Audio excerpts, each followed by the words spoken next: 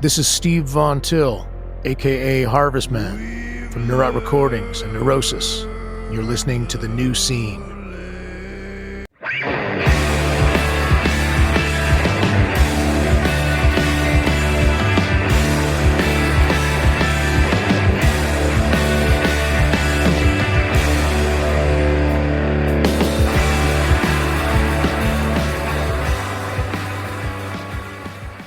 Hello, everybody, and welcome to The New Scene. I am your host, Keith, and we're back with another brand new episode.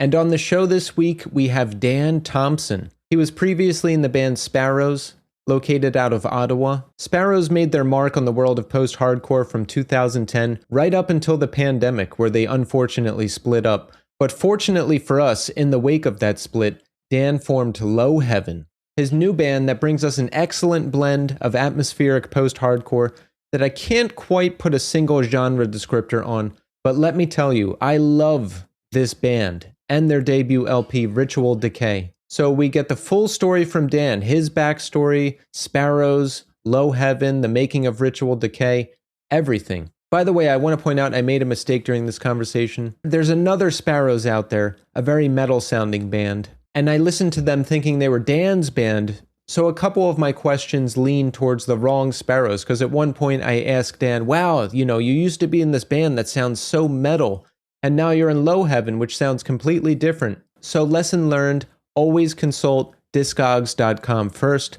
Spotify, just nothing good comes from Spotify.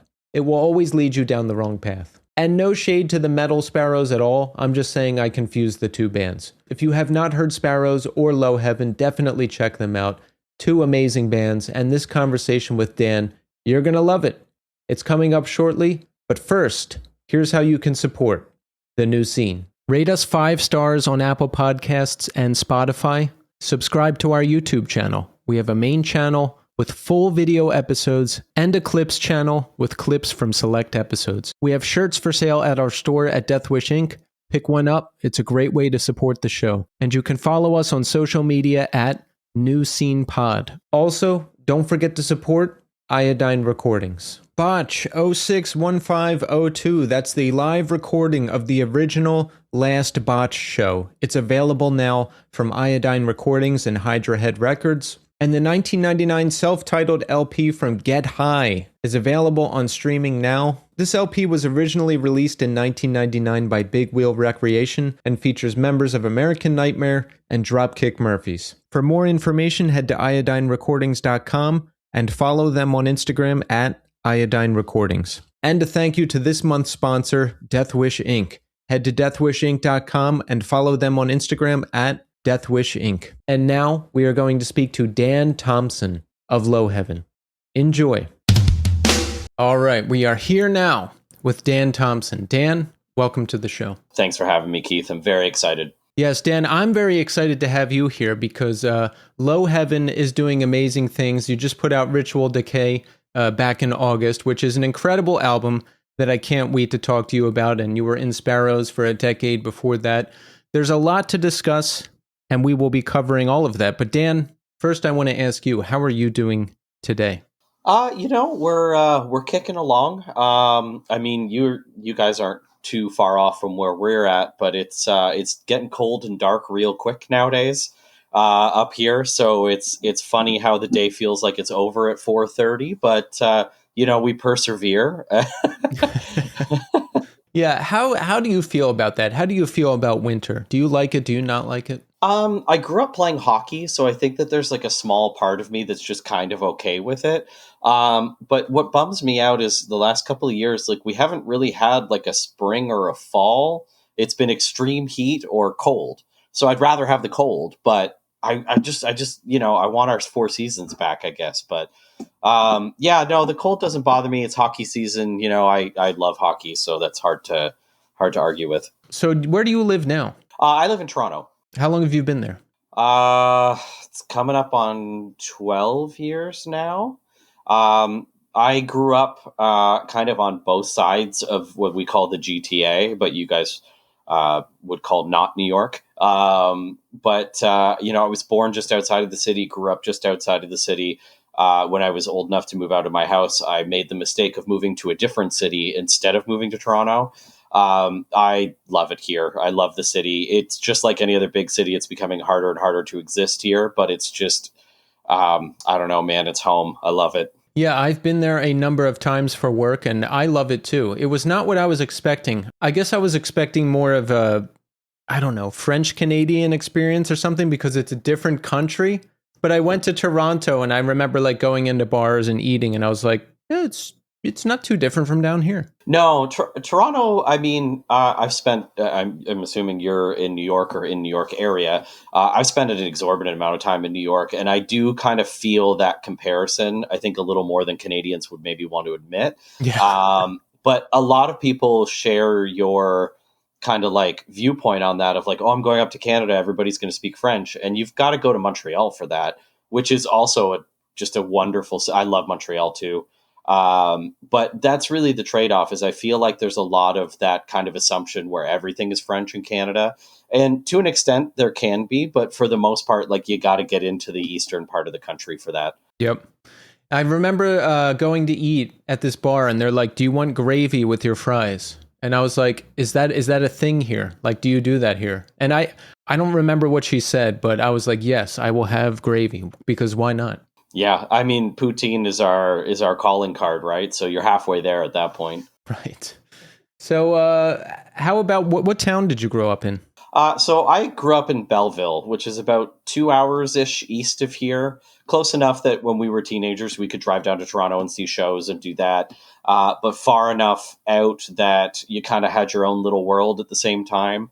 At the time, I think it was sub 50,000 people. And on top of that, we lived like outside of the city in like a little township. So definitely a different vibe than being in Toronto or being in New York. But I kind of think it was a little bit of a good thing and one of those like looking behind you moments of like, yeah, maybe it wasn't the worst that I didn't grow up inside the massive city. But yeah, unless you're used to driving up the 401, which is our I-95, no one really knows where Belleville is. So. Yeah. Yeah, I have the same feelings about the towns I grew up in. When I was in them, I didn't hate them or anything. And now I actually look back fondly because I'm like, oh, there was a lot of outdoors stuff to do. There was a community. There was a lot of friends, you know. And I think if I grew up in a city, I may have died, you know, because I got into some bad stuff. And as soon as I graduated high school, it was like a sharp decline downward. Ah, man, it happens. You know, Yeah. Everybody's got their trajectory. It happens to the best of us. It does. How about your history with music? Is it something you've always been interested in? So my family is very musical. My grandfather was like a savant, could like pick up any instrument ever and just play it. And I always found that really fascinating as a kid. But it wasn't until my teenage years that I really started to kind of dig into music more as far as like figuring out that I wanted to play, like teaching myself how to play, figuring out what instrument I wanted to use, and kind of master in that sense. Because before that, like any Canadian small town, all I did was play hockey all the time. Even in the summer, even in the winter, like whatever, it was all hockey brain all the time. And that was kind of a sharp adjustment, kind of figuring it over. But again, Belleville being the size that it was, when I was old enough to like kind of catch on to what was going on, we had a burgeoning little scene there, a lot of local shows that would take place at like little VFW halls and stuff. And it became like an every weekend, at least one of those days on the weekend, we'd have some type of show going on. So it was very easy to dive headfirst into that. But I credit that, again, like, as we've been saying, like if I lived in Toronto, it would almost be like there was too much to kind of try and take in. So being able to kind of inch into it slowly and then dive head first once I felt comfortable was kind of a charm in a roundabout way. Yeah. How did you find independent music as a whole? You said that there would be shows in your town. Did you have stuff going on locally? Yeah. There was a couple of kids that were older than us that would put on shows pretty regularly. And I'm talking like I was 14, 15, 16, kind of in that zone. And they were in their late teens into early 20s. And there was a lot of variance in the types of bands. Like it didn't seem like a a specific genre like really caught on there. There, you know, like something can happen when a band gets popular and a bunch of bands try and copy that. Like we had bands that sounded like Silverchair and bands that were really into Korn, but then we also had grindcore bands and like all of this, and they would all play on the same bills and they would all play in the same spots. And these places weren't huge. They'd hold like maybe 100 people in them. But there was kind of just this vibe of like, oh, we can do whatever we want, which is wasted on the youth, unfortunately. But that was it. And I had met a couple of friends that had been going to these shows, and that was kind of my gateway in. And once I got in, I never left. I was just like, this is where I want to be. This is what I want to be doing. And just being around the shows and like watching the music. And we would have bands come from Toronto or come from Ottawa or come from Montreal, or even just come from some of the other smaller, like kind of area cities like Brantford or Hamilton or wherever, to come up and play shows there. And it was like also the first experience of realizing that touring can happen not as like a massive, massive artist, you know? Yeah. Yeah. My trajectory is similar to yours, and I've always been in it ever since I discovered it. There's been years where I've been more involved, less involved, but my friends have always been here. I love the music. I've never stopped listening to whatever subgenre I've been in. It's the best. It is. There's, I mean, again, I always look at it from when we're talking about youth from like a sports section of like, there's such an ego involved in sports, and there's such like a je ne sais quoi that sits over top of being in any kind of sport. And that to me just doesn't exist, especially in this grassroots kind of like beginning of music stuff. It's just like people are just happy to have you there. And I try not to forget that as much as possible. Exactly. And you have your people who have bad attitudes or act holier than thou and all that stuff. But I just stay away from those people. I stick with the people who are like me, who are cool to be around. Exactly. It's the best way to be. When you got into this music, what grabbed you? Like I found it in 98. That was like classic metalcore, Coalesce, Converge, Dillinger Escape Plan were popping off Botch. I was listening to a lot of that, and then I went in different directions. How about for you? It's funny because up here, it actually took me a little while to get into heavy stuff that wasn't like what we would see on our Canadian version of MTV. I've always been just driven to kind of anything that's got like a loud, aggressive sounding guitar. So it's not hard to sell me on a lot of that stuff. And I have no shame. Like Limp Bizkit can write some fucking riffs. You know what I mean? But for me, it was a lot more of like Canadian stuff, because we had a scene up here where there were bands that were doing well, but then wouldn't get into the States. Obviously, everybody knows like the Alexis on Fire or the Silverstein or the Billy Talents, but there was a lot of other bands that kind of didn't break that crest that were kind of my start in. I definitely draw a line. There's a band from here called Moneen who did get into the States and put out some records and whatnot, but they were like a life-changing force for me. I had driven up with some friends to go see them play when I was like 17, and they changed my entire life, my entire trajectory of like, I was thinking about like, oh, I'm going to go to school and be a teacher, and I love music, but whatever. And I left that show being like, I only care about playing music. All I ever want to do for the rest of my life, for whatever time I have, that's what I'm going to do. And that's kind of my, like where the light, switched on, so to speak. But there were so many bands from that era that just kind of didn't catch on outside of even like, let's say Ontario and Quebec, that were such like inspiring things to see at a young age. But I think that exposure to something that you're not used to, it kind of comes with that age too. So I feel like it would have been a lot of stuff, but these are the things that I kind of notice in my head. That's the stuff where I can tell like, oh, something happened here, you know? Yeah. So what? Yeah, I had that first Moneen EP. We really? had it. Yeah, we had it down here. We loved it. I loved it. So you heard them and you're like, this is what I'm going to do. You just like, that was going to be the focus? It was wild. So it was Moneen and this band from Chicago area called Park, who I still love to this day. And then a couple of bands from up here in Canada called The Full Blast and another one called Seconds to Go. And they were just doing kind of like a out to the East Coast and back tour. And I remember we had gone to see Park because a couple of friends of mine had found that record earlier that year. And we were like, oh my God, they're coming here. Let's go. And Moneen got up. They opened with the first track of Are We Really Happy With Who We Are Right Now, which is the same title. And by the end of that song, they had ripped down the drop ceiling inside the venue, and there was just fucking chaos everywhere. And it's funny because a lot of my American friends will have had that moment with, as you brought up, like Dillinger Escape Plan. Like, they're just fucking chaos. That was Moneen, but with melody. Like, everything had a hook to it, you know, like it wasn't heavy. It was aggressive, but it wasn't heavy. But the stage show was insane. And I was standing kind of towards the back because I don't like to be bumped. I want to watch the show.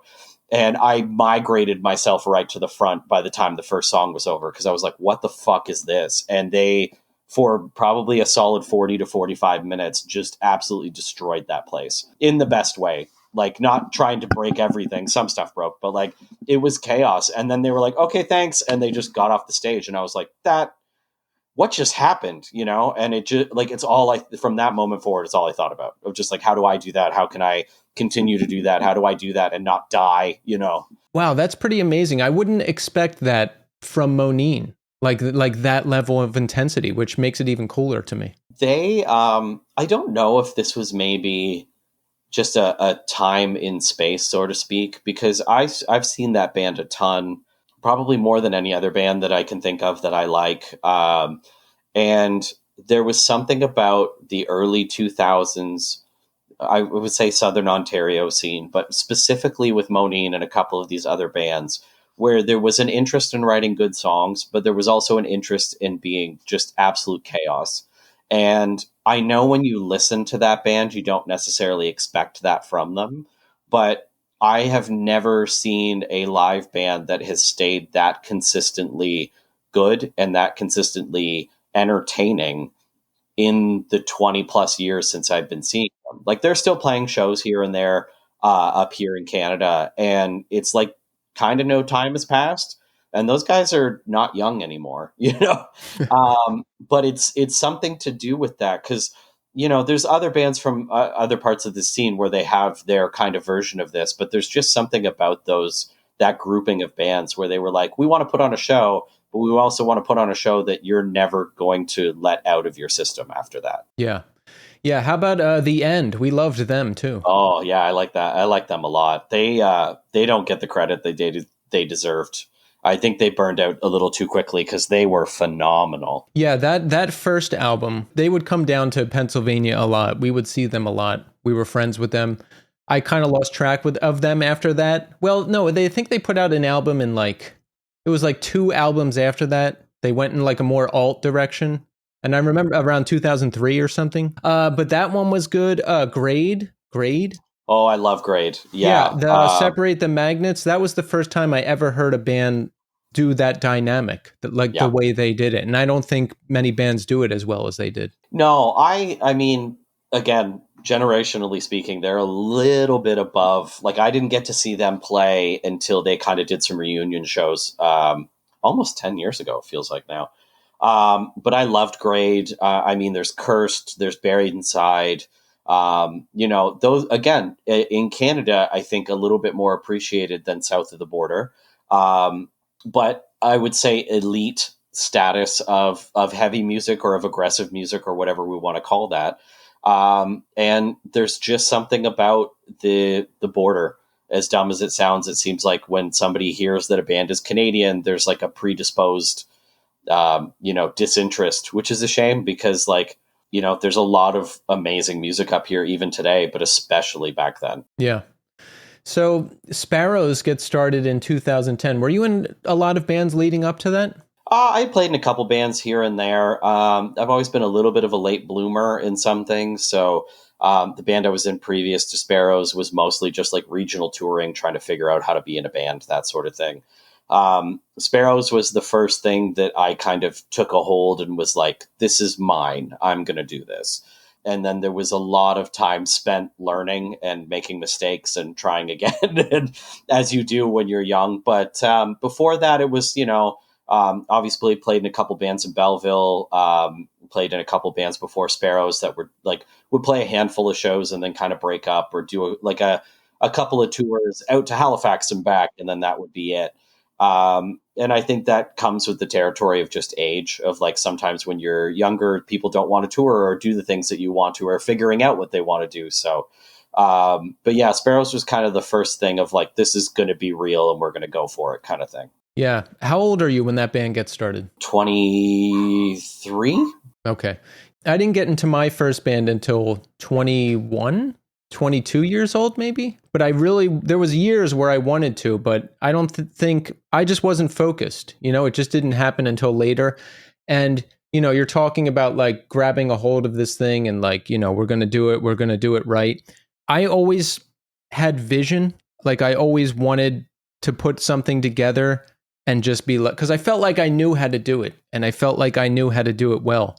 But that didn't happen until much later. Like in my 30s, I was in a band that didn't really work out. And now I'm doing Memory Entry, which is working out. So, being in a band is one thing, but if it's not exactly what you want to do, it's like, if we were doing this different or that different, it would be better. But being in a band and like finding people to back you up and being on the same page and getting your vision across is like, yes, like I think all those things need to happen for it to go somewhere. Did you feel like that when Sparrows was coming together? So at some points, yeah. Sparrows was very much an exercise in just forcing a square peg into a round hole a lot of the time. How so? Well, I was just so driven to do it. So there was times where like, the lineup of Sparrows was very volatile because of the fact that we would have people that they're like, oh yeah, I want to tour. And then after a couple of years, they're like, I can't do this anymore, which is totally fair. That's part of growing up and kind of, for lack of a better term, aging out of things sometimes. But I would just find more people and keep going. Like I just never looked behind me, for better or worse. But there were times where that band worked really, really well. And it was very obviously from the people that were involved in it at the time. Sparrow's ending was a little bit kind of, I don't want to say messy, but kind of sudden because of everything that we all went through 2020.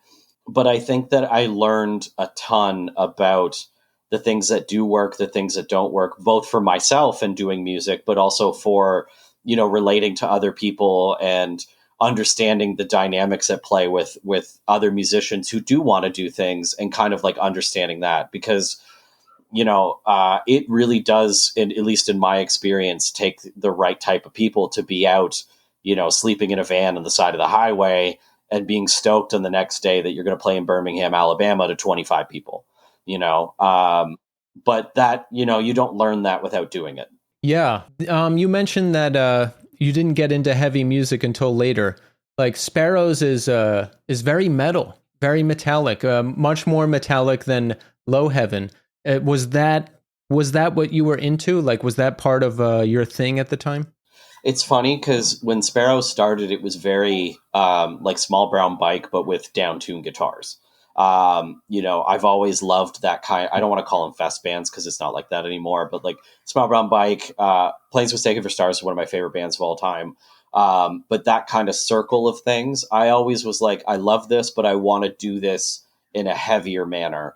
And the longer and longer that Sparrows went on, the heavier and heavier things got, partially from touring and like seeing what we liked to play live and what dynamics we would change and how songs would differentiate. But it was also as my experience was not just like listening to new heavy bands, but also seeing other heavy bands on tour, getting to kind of, not necessarily vibe with it, but like, get the understanding of all these different versions of what heavy can be to each individual person and understanding that that's where I wanted to invest in things. So it was never really a shot to be like, hey, we're going to be a metal band. It started out to be like, hey, we're going to be like kind of punk rock, but we'll see what happens. And then just the longer things went, also, new members coming in and being part of the writing process brings in new things, but it's also hard to get older and not get angrier. So that's part of it too, Yep, I get it. Because even with Memory Entry, I was like, it's going to be this. And it's already not that anymore. Because we've got a new person in, everybody's contributing. It goes in a different direction. And that's not a bad thing at all. No, it's a beautiful thing. again, like growing older and understanding, that's what's kind of beautiful about collaboration in a roundabout way. You can have an idea of where you want things to go, and somebody that likes ska is maybe not going to make a good decision in a metal band. But having people come from different heavy places and want to bring that in is kind of what makes the magic of being creative with other people. So I love that. I love that especially when it happens to bands and you get to listen to that as it goes, like the change and, you know what, we got really into listening to Neurosis, so now there's got all these riffs going on. It's just such a beautiful part of being a musician and being a music fan. Yeah, the collaboration is key, and that's how these amazing things happen. Look how many solo records there are out there, and look how they do. And then look how many bands out there and how many collaborations happen, and how that energy comes together and those influences come together and how it touches people. And that's it. Collaboration is key. I agree. So, yeah, you mentioned Sparrows, like, people would leave and you would get a new lineup together and just keep going. Did that ever wear on you? Because, all right, I tried to put a band together in 2017. It was together for a minute, but it never really stabilized. We got in the studio, we recorded, band fell apart right after we recorded, didn't go anywhere. And because I kept trying to find people and I couldn't, and I would have had to really sit down and teach people everything. And I just lost steam. I was like, I can't do this anymore. I'm forcing it. It's not working. Did that ever wear on you throughout Sparrows, and the different lineups? It does, but I'm so singularly minded that it kind of didn't matter anyway. If I was frustrated by something, or if, someone quit and I was kind of like, that's the wrong decision. Like at the end of the day, my brain was like, all right, figure out the problem, versus being like, okay, what am I doing? But also at one point, Sparrows took an entire year off unintentionally, but we just didn't end up booking any shows. And then we were kind of in between records and what we were going to do. And a couple of people were like, I need to take a break from touring. And it was just one of these, I would never choose to do that on my own. It just kind of happened. And I think that was unintentionally an opportunity for me to kind of take stock a little bit. But at the end of the day, to a fault, my brain is very singularly minded. If I want to do this thing, I'm going to do this thing, and I'm going to figure out how to do it until it works. And then from that point on, I move on to the next problem and I figure out how to do that. And I just keep going. It drives people crazy, but it is who I am. I get it. I think I'm the same way. That year, that unintentional year off, what did you do? I'm thinking, okay, let's say the worst happened and somehow I was on a break for a year, no podcast, no band, no other things I'm involved with. I would freak out. I don't know what I would do. What did you do? I freaked out for a little while. That's when I actually ended up moving from Ottawa, where I was living at the time, to Toronto. And kind of changing things over with that. I had a couple of old friends that ended up getting in touch that were like, hey, we noticed that you are not doing anything. Is that on purpose? And I was kind of like, I need a change. I just need a change of environment at least. But they were also getting out of situations where they were like, I want to tour, I want to do this. So it was a very good situation to have everybody kind of come in together on. But I would say I think the last show we played would have been in February of that year. And I didn't play a show again until April of the year after. And that was I had been at that point in time, Sparrows had been touring almost nonstop, as much as a DIY band can tour, and then probably more than we should have been. And that was the longest time I had spent at home since I was quite young. So that was also an adjustment of I'm going to work every day and I don't necessarily have something to work on. But then that's what drove what I would call the second half of Sparrows to go as hard as we did. After that, it was EP, LP, just plowing through whatever we could get done in a relatively short amount of time before COVID smacked us in the face. Mm.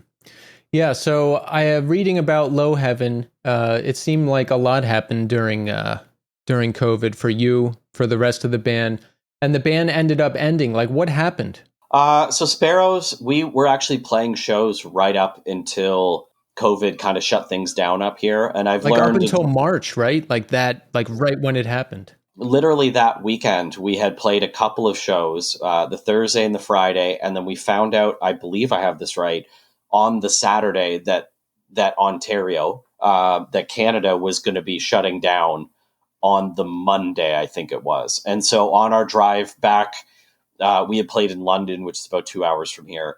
We were driving back and we were trying to figure out whether or not we play this last show or whether we just go home and like pack up and make sure everybody's okay.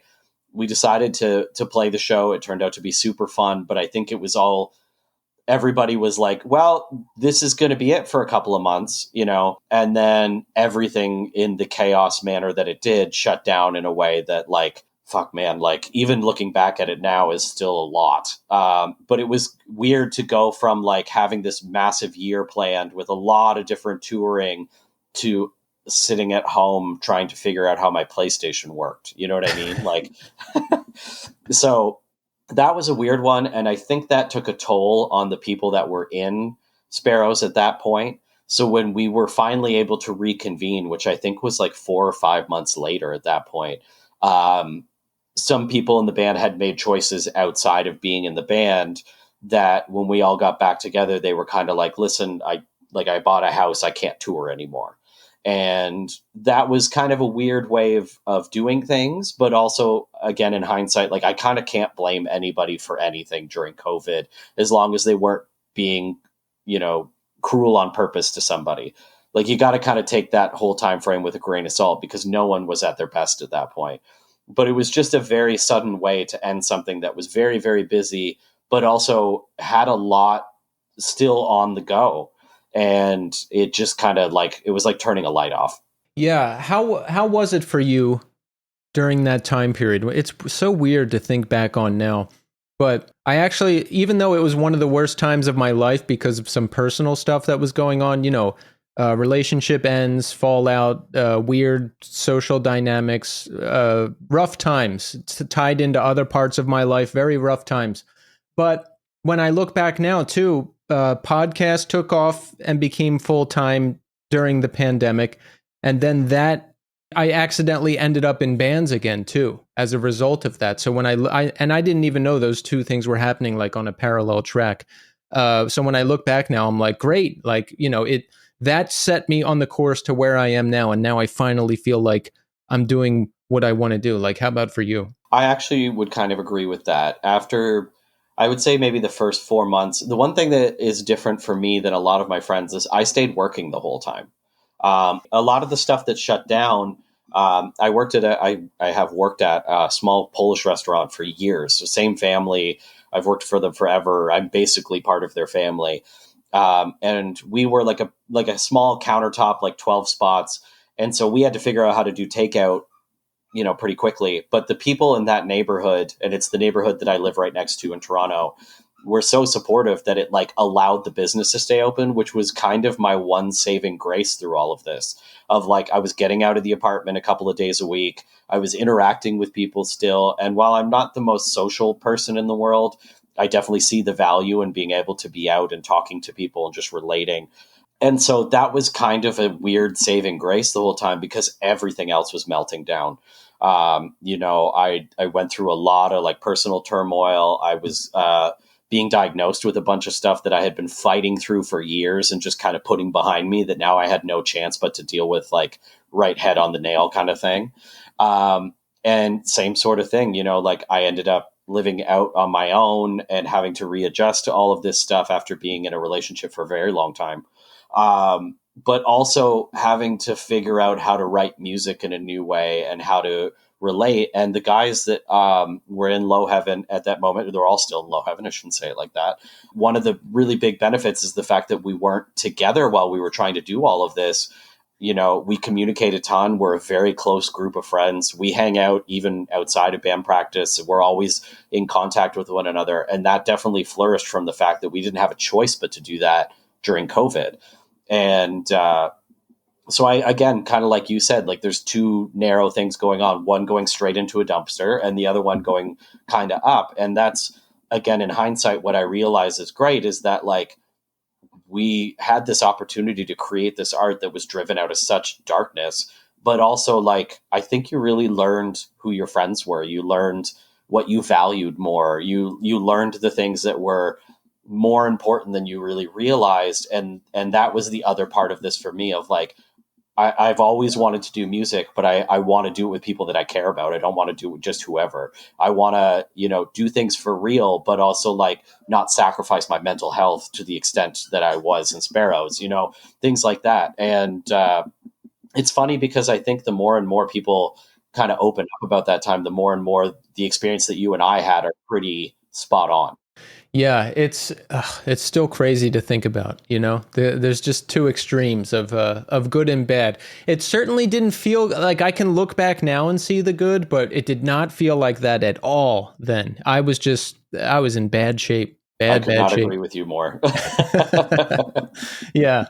So when does Lowheaven come together? Is it like Sparrows is talking and we're like, that's it, we're done, and then you start to move into Lowheaven? Like, what happens?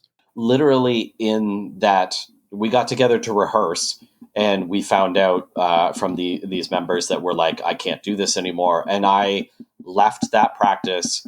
Alex, who is in Lowheaven but doesn't really tour with us, I turned to him and was like, I'm just going to start another band. Do you want to do this? And he was like, yes. And Mikey, our bass player, has played in other bands. He was in a band in the early 2000s that were quite popular up here and has played in other stuff here and there. He was like an immediate thought that we knew would be a good fit, but didn't know well as a person. And it was all just like text messages and messages back and forth that turned into like meeting in a park in the middle of the summer, sitting like way too far away from each other, trying to have conversations about how to do this. And we had like one kind of real rehearsal, and then we shut down again in Canada. And everything after that was done via like digital recording and text message and like sending each other voice notes of things and like that kind of stuff. And it was honestly like pretty exciting, but also absolutely terrifying because it was very out of the ordinary for how we were all used to doing things. And on top of that, like I was out of something that I had been doing aggressively for over a decade at that point. That's a hard adjustment to make too, of like, oh, I've got to do something new now. Yeah, because there's also that, like, you were in Sparrows for at least 10 years. So it's like you're mourning the sudden end of this thing while moving into the new thing. And even though you're in a new thing and maybe it's exciting and maybe we're still working on things, there's probably a mourning period as well for this other thing that you put so much energy into for 10 years. It's funny because I think my version of the mourning period happened closer to being done with the Lowheaven demos than it did at that moment. Because again, like I've mentioned, like I'm very singularly focused. I'm going to go do this thing. And there was a couple of times where I would write something and I would think to myself, like, that's too close to Sparrows. I'm not going to do that.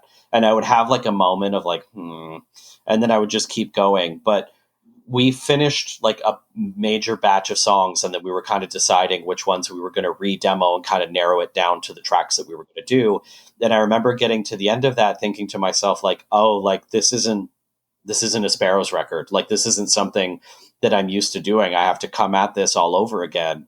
And that is kind of more when it hit me of like, not only am I working on something new, but this is now going to be the new thing that I do. The thing I defined myself with for forever is no longer a thing anymore. And I need to find a new place in all of this stuff, which I think is maybe not the healthiest way to think of stuff. I think if something's going on, maybe you should deal with it at the time.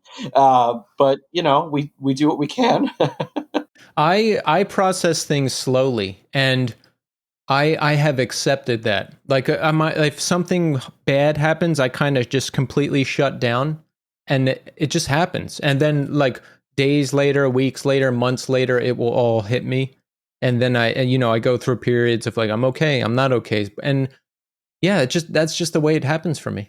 Everybody's different. I don't think I ever really thought about it, like how I process this stuff, how I, and thank God for therapy, let's be honest. But yeah, it's definitely something. I'm in a much better place now than I ever was back then, but it's kind of weird to think about sometimes. What is some of what you were listening to, or some of what you were experiencing, or like I'm talking influence that goes into Lowheaven? Because Lowheaven is certainly a dynamic shift from what you were doing in Sparrows. It's funny because I basically had 4 days a week where I was home and about 3 days a week where I was at work. And I would get up, make some coffee, go back down to where my computer and my little setup was, and I would either write music or I would sit and listen to music. And I'm an absolutely massive Cave-In fan. They can do no wrong as far as I'm concerned. But I started going farther and farther down into not just the Converge or Old Man Gloom or ISIS. Like, let's go deep, farther down into that sort of thing. And I had always, been interested in this. It's obviously like I'm not pumping out Aaron Turner riffs or anything like that, but I dove pretty heavily into like the Hydra Head discography that wasn't Botch or Cave-In. I started diving more and more into like, I'd start watching a video of something and then just kind of let it go and see where I ended up. And a lot of it was a lot heavier a world than I would ever be interested in writing in. But it brought a dynamic shift in my head about how to do stuff and the type of things that I can get away with where I don't have to feel like I'm cheaping out or like not giving, my full attention to something. And there was a little bit of a simplistic side to that too, of like, not everything has to be complicated. So choose your times, because all of those bands, and especially like if you go into that Hydra Head discography, there's some stuff that's really like, caveman riffing, which is fucking awesome. But then there's also stuff where you're like, I'm trying to count this right now and I still can't get it. And I wanted to like really engulf myself in a lot of that, which worked. It started really inspiring me. I started either starting to learn some of that stuff on guitar or just like, okay, what's my version of this? And not a lot of it in the beginning ever got used for songs, but it got the machine moving.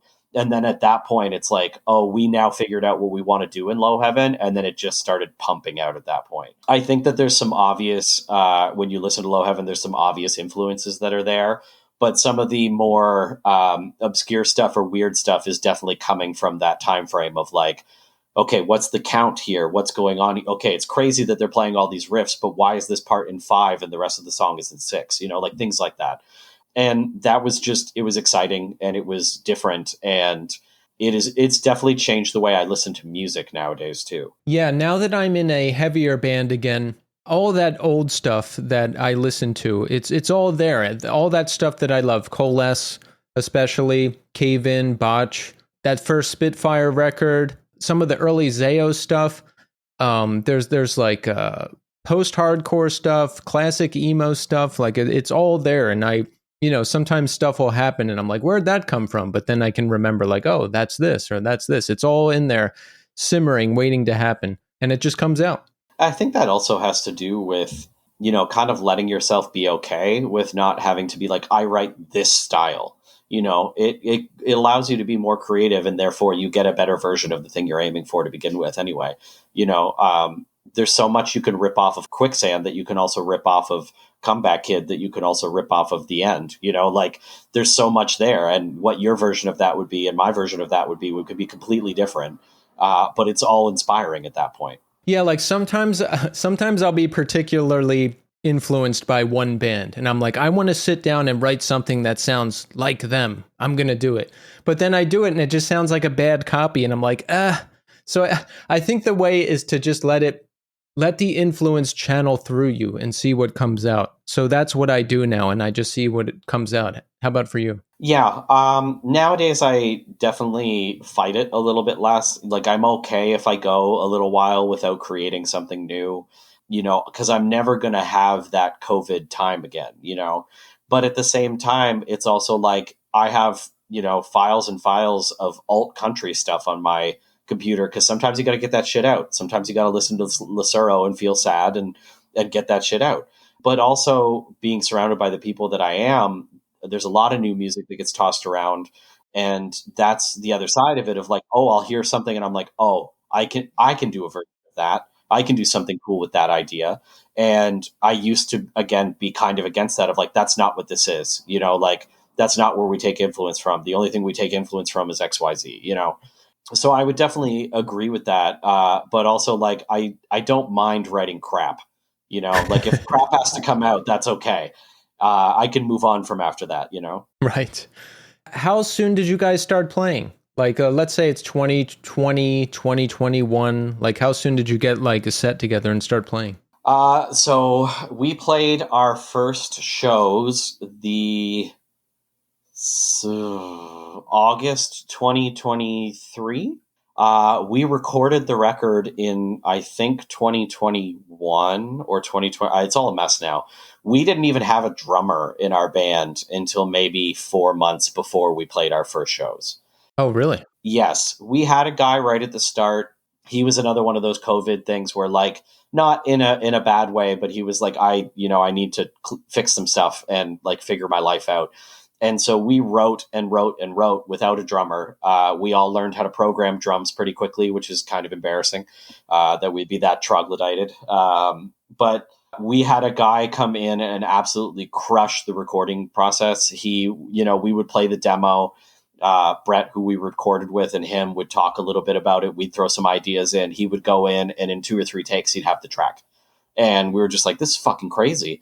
But we didn't play the songs together until our first drummer was available to start doing shows. And I think we released ourselves in June, and I think it was in August that we played our first shows, and we had maybe been rehearsing together from about early March. And and then we played shows August, October, and December of that year, like pretty crammed in pretty quickly. When did you partner with MNRK to release the record? Was the EP on MNRK too? No. So the EP was on a label in Chicago called Skeletal Lightning. They're amazing. Like the roster is like sneaky awesome there. They've had a couple of big bands over the years. Pool Kids, do you know that band? That was I've heard of them. Fantastic, like kind of pop band. That was their kind of like big artist, but like Jillian Carter is on there. Oh yeah, they're great. Yeah, Zeta, which is a band that we all love. And so when we were looking, we were like, oh, Zeta's on this label. We should just send them and see what they're into. And they turned out to be fantastic. They're great people. The label's great. They were willing to be as creative as we wanted to be with stuff, which was awesome. And we were really content with that. We thought we were going to do the LP with them after doing the EP. And then MNRK just kind of snuck up like a rhinoceros following you around, like just came up behind you. How does that happen? Did they see you? Did they hear you? Did they randomly email you? Like what happened? So a friend of ours, a close friend of the band, who we consider kind of like a big brother of ours, was friends with a couple of people that were at that label. And he had sent our EP to them to be like, hey, I think you might be into this. And they reached out.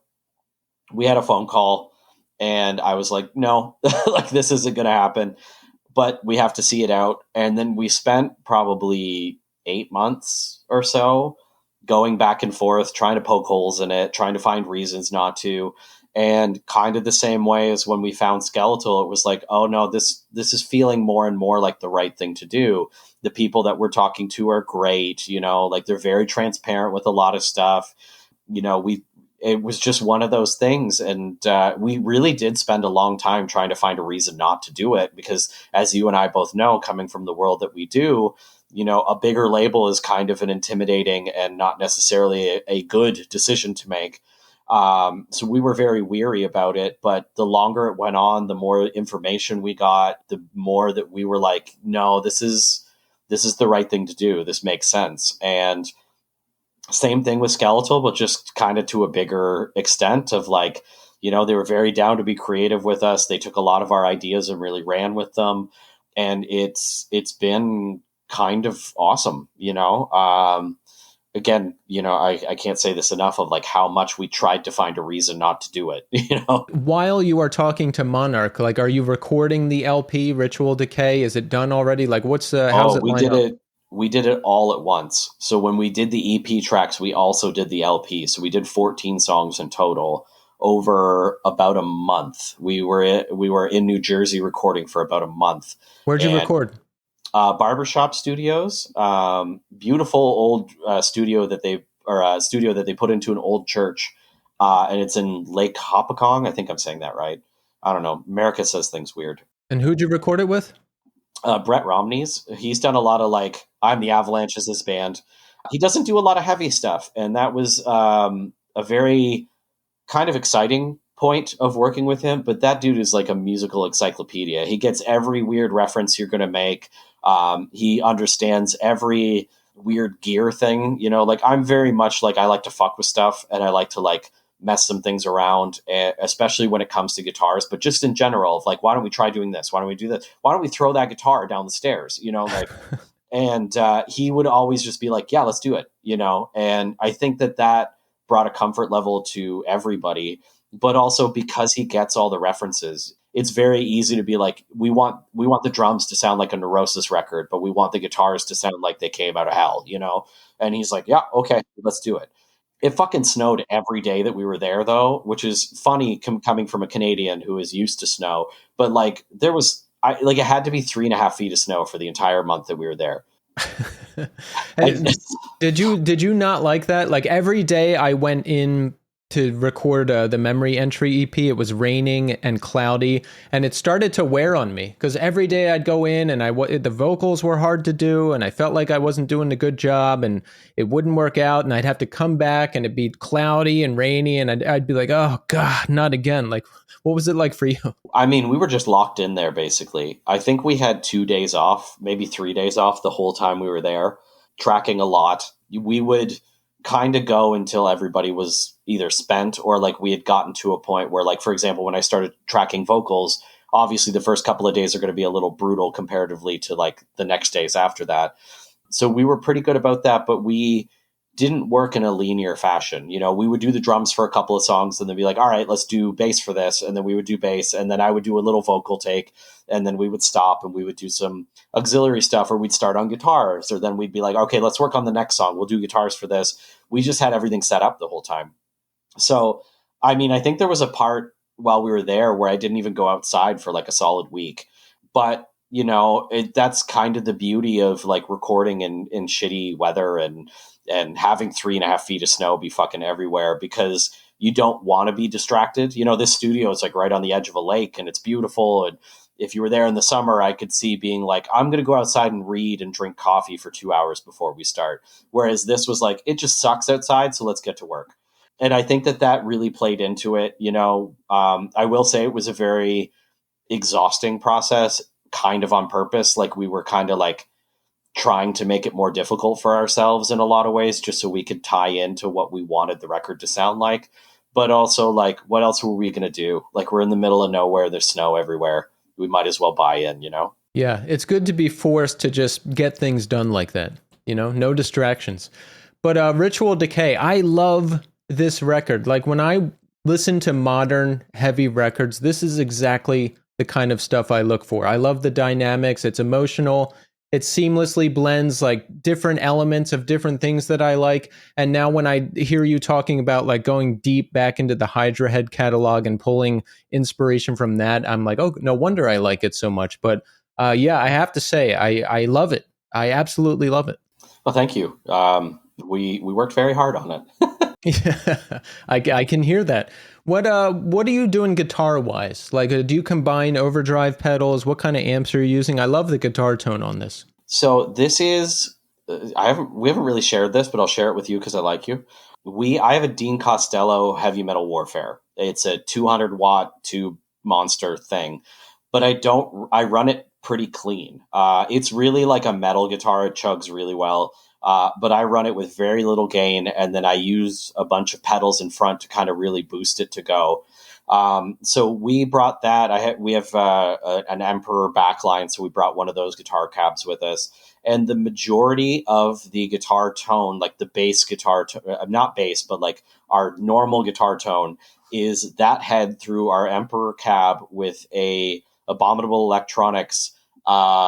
What the fuck is it called? It's the Hell Stash, I think it is. It's this one. It's a GCI Abominable like combo pedal, and we had just got it, and we were like, okay, this is going to be used for something. And then we got there and we set it up, and we're like, oh, like this is the sound. This is the thing.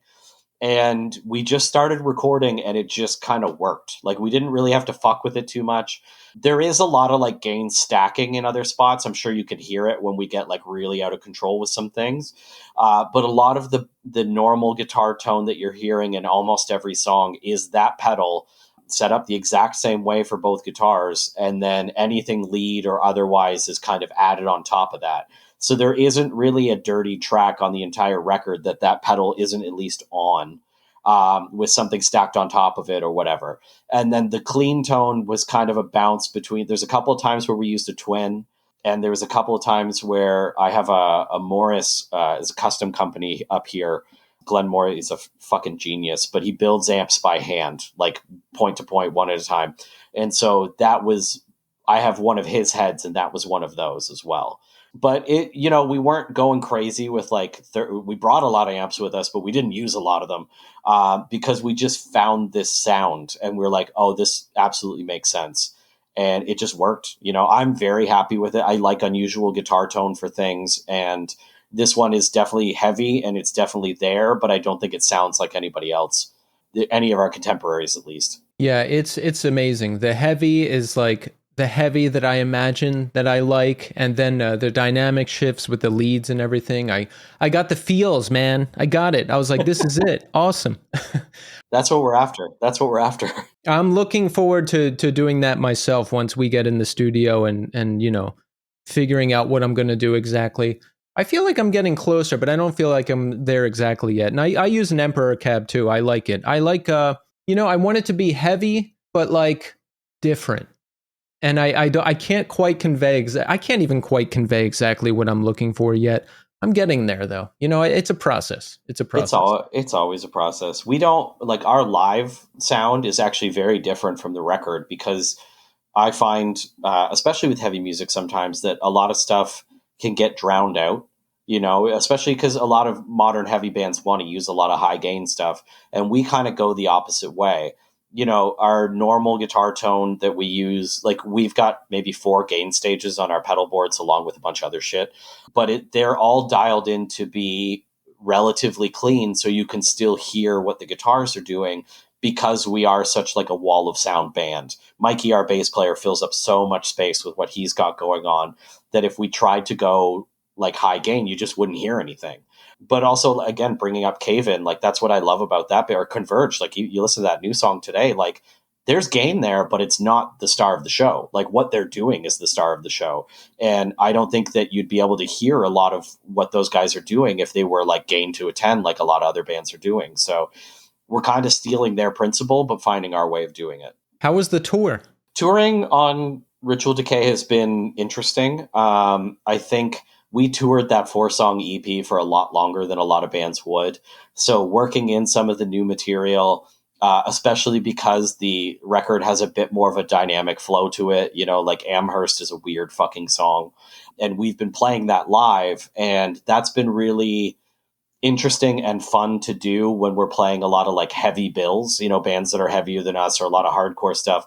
And we're breaking out like a space ballad, which is kind of fun. We have not done as many shows as I think that we wanted to this year, but next year is going to be crazy busy, and we're really excited to like play a lot more, like start digging into some of the songs on the record that like are popular on streaming or something that we haven't played live, or ones that we just want to play, and but it's really exciting to have it out and to have this opportunity to like play new songs, play different things, mess around with how they work in the set, and just like really kind of be a real band in that sense, because it's just felt like we've had 4 to 5 songs that we've been able to play for like almost 2 years, like, yeah, it's tough. I know the feeling. Memory Entry had 4 songs for like 4 years. And then we wrote another one right before we went into the studio. And then it was just like, this is it. These are the 5 songs. And then we got a new drummer. And then there was like 4 months of waiting to get back up to speed. And then we finally started writing new songs. And now we finally like have other ones. So the prospect of having like 10 new songs to pick from is just almost unbelievable. I'm like, wait, we're going to have 15 songs to pick from? How are we even going to do it? What are we even going to do? It's great. Oh, I love that. There's something nice about just the artistic selection. You know, if you're touring with like one of the tours we have it coming up next year, it's like a pretty heavy, like a lot of tech stuff kind of going on, a lot of notes at once.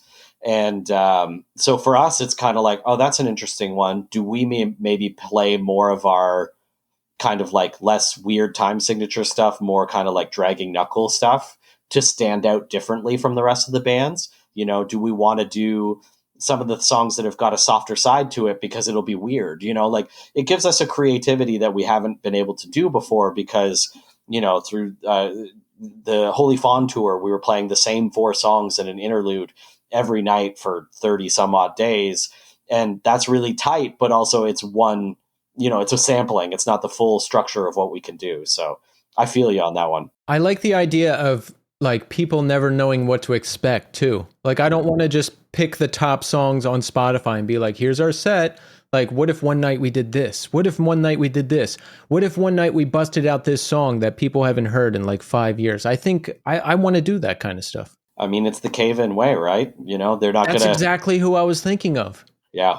Yeah. I mean, I will steal every principle that band has. They just do it the right way. So I'm with you on that one. You know, you want to make sure that you never know what you're going to get, but with a little bit of like, yeah, you're definitely going to hear this song you like, you know, but that's the way to do it, you know, like kind of mess with people in a good way. Yeah, I want to find the Venn diagram of like, I don't want to be like, fuck you, you're not getting anything you want. And I don't want to be like, hey, the algorithm decides what we play. I want to find like the perfect point of keeping it creative and also making people happy.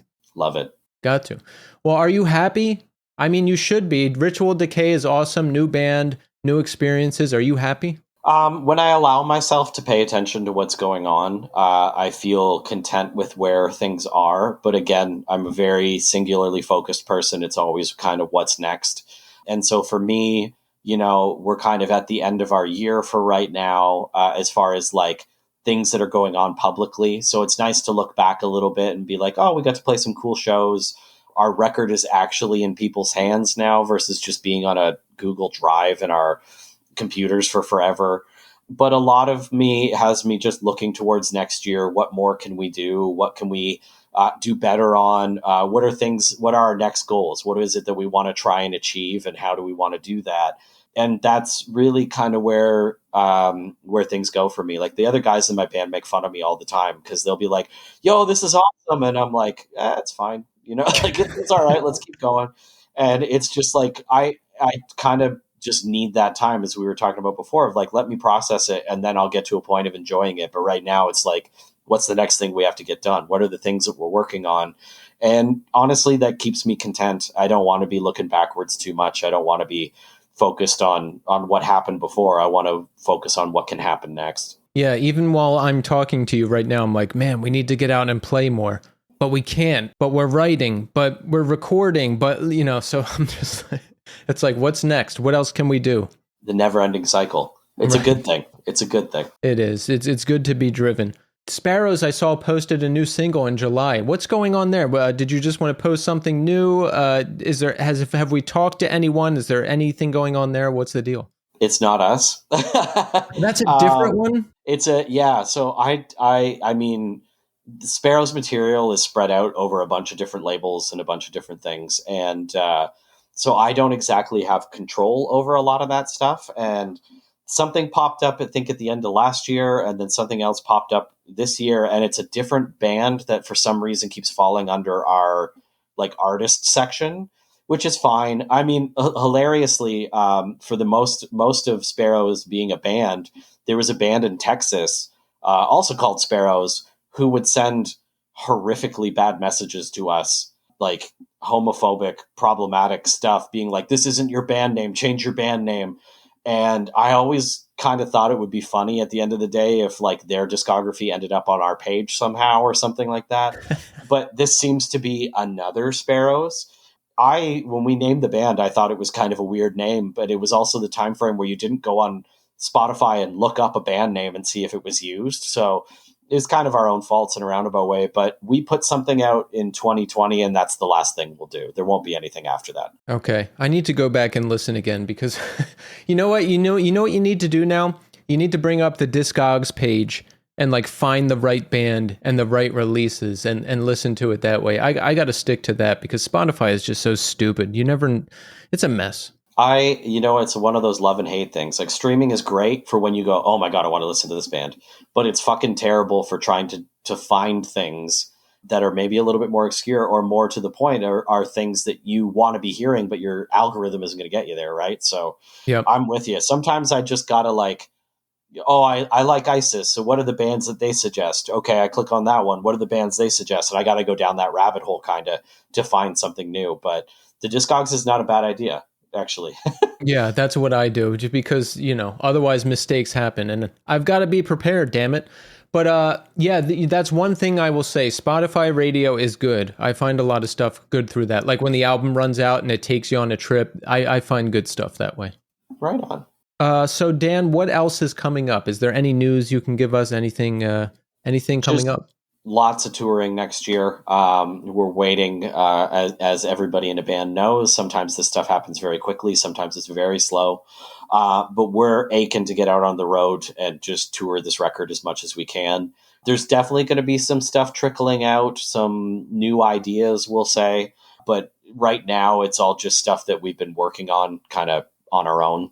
And I kind of like the mystique of bands surprising us. You know what I mean? Like the 3-month rollout is fine, but it's also kind of cool when like a band that you like posts something and the next day the song comes out, So, finding ways to be creative, finding ways to do stuff. But I think the record is still really new. There's a lot of people who haven't found it yet, and we're really committed to kind of getting out there and trying to put it in as many people's hands and ears as we can. Awesome. Well, you and the rest of the band should be proud. It's definitely one of my favorite records of the year. So everyone, if you have not heard Ritual Decay by Lowheaven, do it now.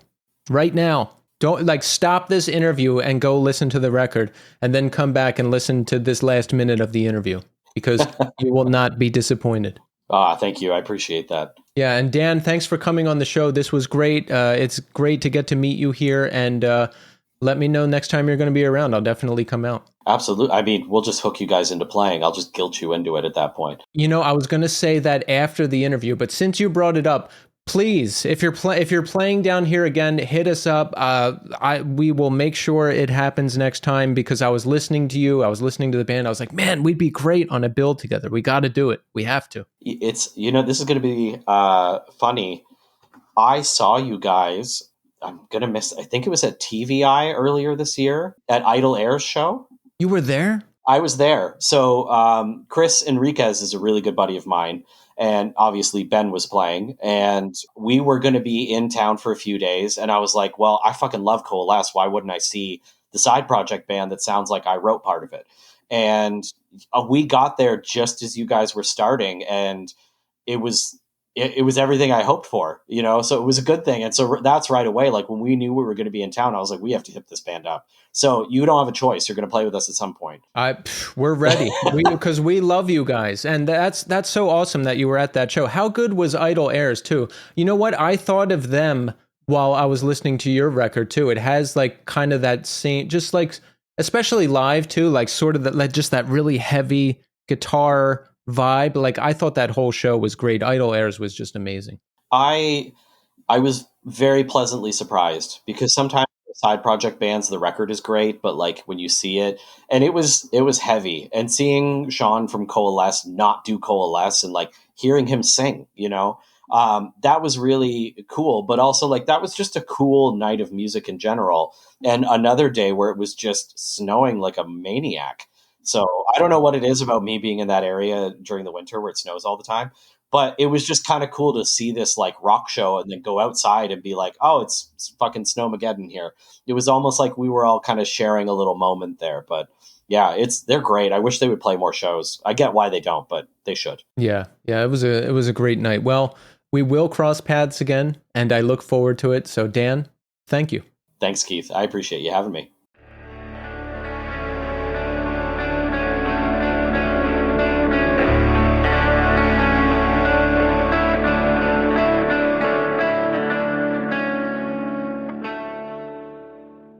And there you have it. Dan Thomson. Excellent conversation. I'm so glad that Dan was able to come on the show. Dan's band Sparrows, the correct Sparrows, they're an awesome band, and I think he's just breaking new and exciting creative ground in Lowheaven. I love Ritual Decay. If you have not heard it yet, definitely check it out. And I hope I get to play with them soon. We were going to play a show together over the summer, or we wanted to, but our drummer was away and we couldn't do it. But hopefully we'll come back together again. And I thought that was really great that Dan was at that memory entry show. I had no idea. So I'm glad we connected. Great conversation. Thank you so much, Dan, for coming on the show. So let's check in. How are we doing? I wanted to check in at the end here real quick because it's been a while and a lot has happened. A lot is going on. My band Memory Entry just finished up a 3-day run of shows. That was last weekend. Saturday we played in Philadelphia. Sunday we played in Baltimore, and Monday we ended that run in Brooklyn, and it was a really awesome time. That is the longest run we've put together so far, and I'm so happy that we managed to do it because, as a lot of you know, booking shows is really, really hard. Probably the hardest thing about all of this. But we got it done. We booked the 3 shows. It was great to be in Philadelphia again. That was our second time playing there. Driving down to Baltimore was fun. We ate at Chap's Pit Beef. We did have time to stop there. Haven't eaten there since like 2016, 2017. Excellent place. Check it out if you're in Baltimore. And we got to play a show with our friends in Plaque Marks. That's Doug from Ecstatic Vision and Life Once Lost and now Author and Punisher and many other things. So glad I got to play a show with Doug, and it was great to see him. We did our run of shows with a band called Detach the Islands from here in Brooklyn. And if you haven't heard them, definitely check them out. It's like, I would say off-timey, Dillinger Escape Plan, Locust, Screamo, post-hardcore. I would say it's in that neighborhood. Really good music, really nice people. They share a drummer with Husbandry, who played our record release show last year. So that's how I met Emmett and how we connected with them. But really just an absolutely fun time. Can't wait to do it again. I just love getting out there and playing new places. I also felt really good about our performances. I think we crossed a threshold. It sounded good. I may have figured out the voice thing where I'm not blowing myself out constantly. I felt strong. I felt confident. It was great. And right after that, I got on a plane and headed out to Los Angeles to meet up with Nathaniel Shannon because we were filming the Frail gigs that were happening out there. And we all went prospecting for gold together in the hills of Azusa in California. I still can't believe that. Every time I say that combination of words together, I'm like, what? We did what? It was a really, truly unique experience. I don't know if you remember from when Don was on the show, but he is a gold prospector. He is skilled in it. It is something he does. It is an interest of his, so he took us up into the mountains and we panned for gold. And it was really a once-in-a-lifetime kind of experience to be with one of my favorite musicians and now a good friend, and out there in nature, connecting with people, panning for gold. We found a little bit. So, wow, that was really something. And it was a week of hanging out in Los Angeles. We met up with a bunch of people. We filmed another episode of The New Scene on location. I don't want to give too much away because a lot of it is going to be in that episode. But this next episode is going to be unbelievable. So definitely check it out. The Frail shows, I saw 2 of them, were amazing. The best 2 times I've seen them. I'm happy that they're back together and that I get to see these shows. And I've met all the guys now, and it's just it was just an unbelievable week. I'm still on cloud 9 from everything, but I am happy to be home and back in my routine now because I was dead tired. I got home in time to avoid the giant snowstorm that's hitting the Northeast now. It's been snowing all day, and I've just been sleeping all day, trying to recover, and I lifted weights earlier, so I feel good. And that's everything that's going on. We got another great month of shows lined up for February, so strap in. I'm back next week with a new episode and a new guest, and I'll see you then.